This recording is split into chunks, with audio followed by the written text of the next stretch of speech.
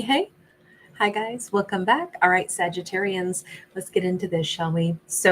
I did a pre shuffle for you guys, as I have with everybody out of the Dark and Dangerous Oracle deck. I'll tag it for you if you want to find that deck.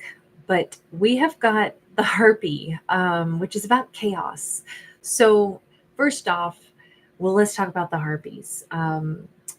Oftentimes, the term is now used as a kind of like a rude derogatory term toward like any woman who's like harping, nagging, or a woman who's like speaking up for herself, really, oftentimes. And then it's like, oh, that harpy, and she's like dismissed as like somebody who's, telling everybody how it needs to be. And it's like, well, speaking up for yourself shouldn't earn you the title of being harpy, right? That's the way to dismiss somebody who's been trespassed on and is trying to like reinforce like what is correct and what is true, and then they get basically dismissed by being labeled a harpy.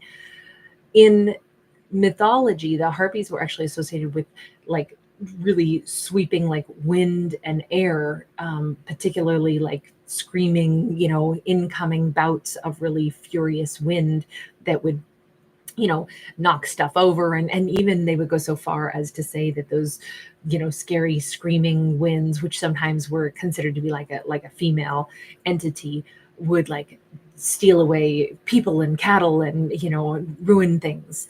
But then there's another mythological aspect of this also, where the harpies were considered to be like at Zeus's beckoning. And if he wanted to like send the harpies to like torment somebody who deserved it, there's a story about one of the kings who was, intentionally like withholding like food stores and such from his own family. And so Zeus sent the harpies to go and, terrorize him and strangely to defecate in his fields, in order to punish the king for being greedy and mean toward his own family. So they actually are associated with justice. So we can see that the big story of the harpies, it kind of like we have it being applied in like a multitude of ways. Standing up for oneself and then getting labeled unfairly, also as like this dangerous, force of nature, or as a force of vengeance, but also like metering out justice. So we can talk about it in all of those contexts. But here, because it talks about chaos, the big message is for Sag to not wind up being hungry for the wrong things like vengeance, because the harpies don't. One thing that's pretty much consistent is that they were always depicted as being very, very hungry. Also, come screaming in and gobbling stuff up. That all comes across though like don't be try not to have like vengeance in one's heart, because that's not going to be the best use of our human energies. So we have this Knight of Swords, which says this could be a sudden like impulsive action. It could even be that Sag needs to temper their impulse if they're like big mad or something, or they're about to say something really sharp, or they're about to do something like, never mind, you know what, I'm just going to quit, I'm just leaving right now, right here. It kind of says, hold on for a second, act with love instead. Queen of Cups. Instead, ask to receive something instead of getting pissed off. Maybe not easy, but the old saying, you can catch more flies with honey than with vinegar. If sharp words are on the tip of somebody's tongue, pause for a second, pause the impulse to say something snarky, and instead say something with kindness. Ask to receive, even offer something kind. This is so hard to employ, but I can definitely say I understand that is a more evolved way to handle something, and could take a situation from messy and difficult to really calm and helpful. Like, let me give an example. Let's say Sag goes in and they're all upset because whatever, they got to go into some store and they're like, oh, my I'll use internet service as a problem because I've been going through that. And it's like, you can either be really upset, like, this isn't fair, you know, I pay for this, blah, blah, blah. Or it can be like, okay, so we got all these problems. I really need these things worked out. Is there any way that you could help me with your amazing expertise? Could you please be my hero? You know, there's like, that's the two different ways to approach something, right? To try to be kinder, to say thank you, to, you know, like ask for assistance in something instead of come in and demand it. Not always easy to do though, right? All depends on whether or not it's like how frustrated you are at the moment. And so we're not always going to be able to choose the best path perhaps, but I'm just using that as an example of like what gets the better results perhaps. We have the Magician. This seems like maybe Sag has the magic touch because this is somebody who's working freaking magic to help Sag. We have got the Six of Wands. I think Sag is going to be like, I am a master of like getting my way, all because I use sweet, sweet honey vinegar. I have learned how to like work with the flow of energy to improve flow of energy, improve flow of anything and everything, work better with people, not work against them, not go to war with people. I have learned how to actually get people to want to give me what it is I'm asking for. Like, I don't know what this is about.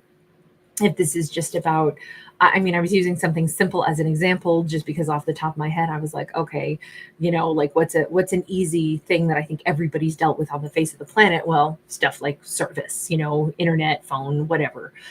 I feel like that could apply though to anything in life. You know, dealing with somebody, let's say this is about love. If Sag is saying, you know, I really want to create a better relationship between myself and a partner that I already have. If I'm getting frustrated or something because I feel like they're not hearing me, maybe instead of showing that, maybe I say, oh babe, I can't wait till we have time to sit down and talk so that I can just like, I need you to be my safe haven, you know, like telling somebody like what you really want from them is the support instead of, you know, like I love it that I always feel like, you know, you're there to have my back or protect me or something. It, you know, words of like, this is what I'd like to receive. That kind of wording might go a long way to making somebody feel like $1,000,000, but also making Sag feel like $1,000,000. You know, it is about positive reinforcement, not insincere, but finding a different way to change the verbiage that would have been used from something negative into something positive. You know, I don't know if that sounds, if I've made that sound manipulative. I didn't intend it to. I'm trying to describe like a mindset shift, not a manipulation tactic, if that makes sense. You know, and even like pausing and saying, okay, hang on, how would I most want somebody to treat me? What is it that I really want? I actually want harmony. I actually want resolution. So why would I come in like, you know, wavering my saber in the air? You know, why would I rattle my saber when what I actually want is resolution? So I don't want to come in rude after all, because what I'm hoping for is resolution. So let me think what words would be the best for resolution. Well, probably kind words, you know. I think that's the best way to say it. We have a Six of Swords, and that is sideways. It doesn't mean it's all 100% perfect and everything's going to be ideal and there will never be any more problems, right? It means that this is well on the way to getting things to go smoother, to communicate for what you really want, which is love and support. Then exhibit that, ask for that, let and receive what somebody is, you know, then going to give. Understanding though that sometimes there will still be a disconnect. Two people may not have the same love language. There might still be a lot of hurt feelings that have to be, you know, worked through. But man, we're on the way to recognizing like, yes, we could definitely work this out. You know, I'm picturing right now that this could be a scenario where if there was a relationship that was in troubled waters between Sag and another person, Sag might have been like, you know what, I am so fed up with this, I'm not going to deal with this. And then they paused and they thought, let me not say that, because the truth of it is, I want to work with this person. I just don't want us to have this conflict.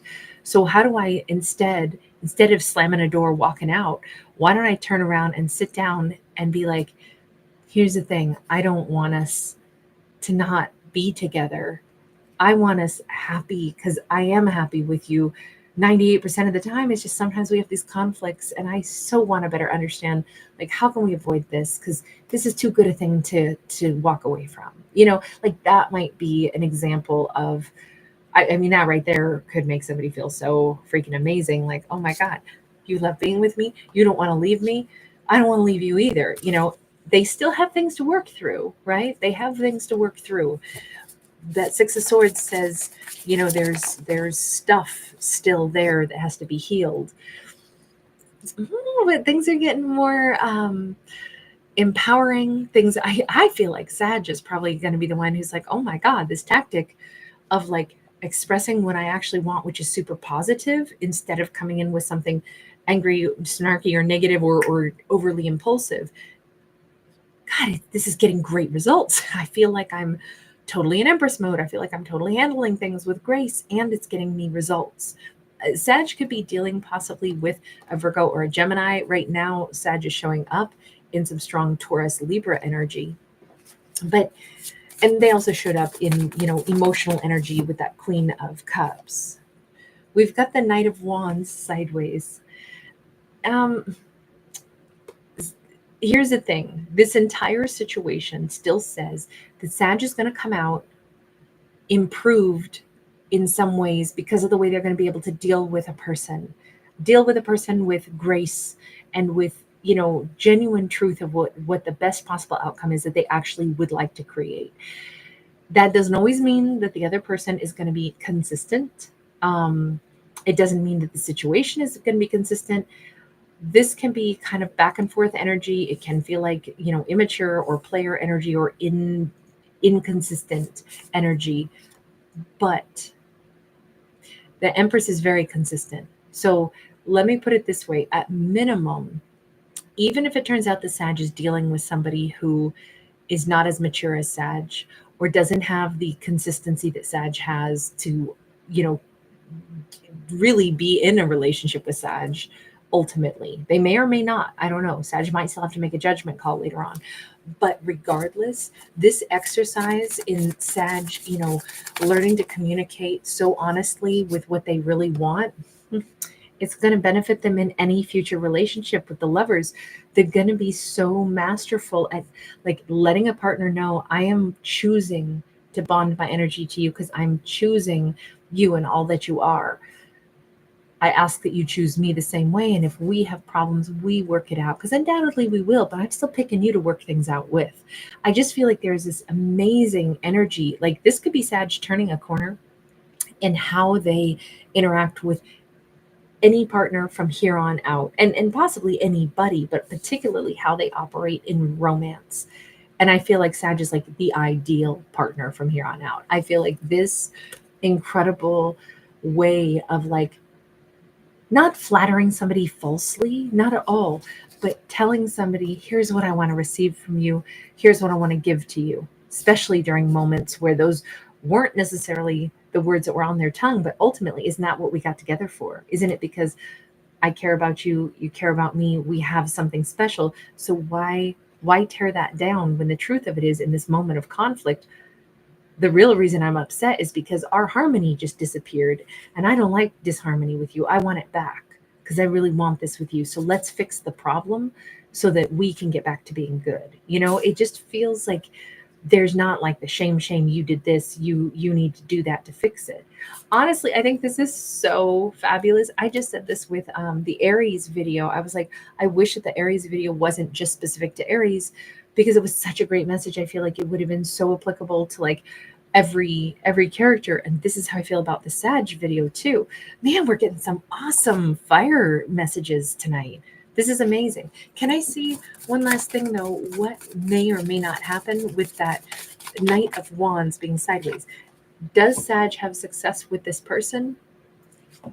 This is still hard to say because we have the Fool, and in this card we actually have the Fool, and then we have the Fool 2.0. So they gave you 2 full cards in this deck. And the 2.0 has a woman's body with the same little doggy's head, like 2 energies have merged. This is just the standard full card, and we just see the little pup, leaping. And it kind of makes me think that this relationship that Sag is currently like experiencing the conflict with, I don't know that this is the person that they have success with in the long run. I think this person, who could be a Knight of Wands, even though they really care about Sag and they really feel like $1,000,000 when Sag, tells them some really beautiful things, and they want to get stuff back on track with Sag. I don't really know that they stay. I almost think that they wind up eventually still going in a different direction. They could be an Aries, but I feel like Sag ends up with whomever their parakeet is, their lovebird. I feel like Sag ends up possibly with a Gemini, but this is such an amazing experience. And maybe the reason this works so well is because Sag gets a chance to like kind of practice even their own maturation in the way they connect with others by dealing with a Knight of Wands. Sag started out as a queen and then evolved into an empress, but the person that they're dealing with came across as a magician, which can be a trickster sometimes, and then they devolved into a questionable Knight of Wands. But then I almost feel like this person, although I don't think Sag stays with them, this person is so important in Sag's own personal evolution, and it really helps them to become the best person that they could ever be in a partnership that'll be really serious and long-term that they're headed into once they part ways with this individual that they're currently like learning with. It kind of feels like they could end things on a really nice note with the person that they are currently learning with, but I feel like their destiny in this storyline for this fictional Sag is to end up with that possibly Gemini on that Lover's card. But it's going to be so well worth it, because they will have practiced and learned some stuff with that previous partner that works so well for them in this next relationship. Anyway, I actually thought that was great. You guys, thanks for being here. Thanks for giving it a thumbs up and subscribing. Lots of love. Bye.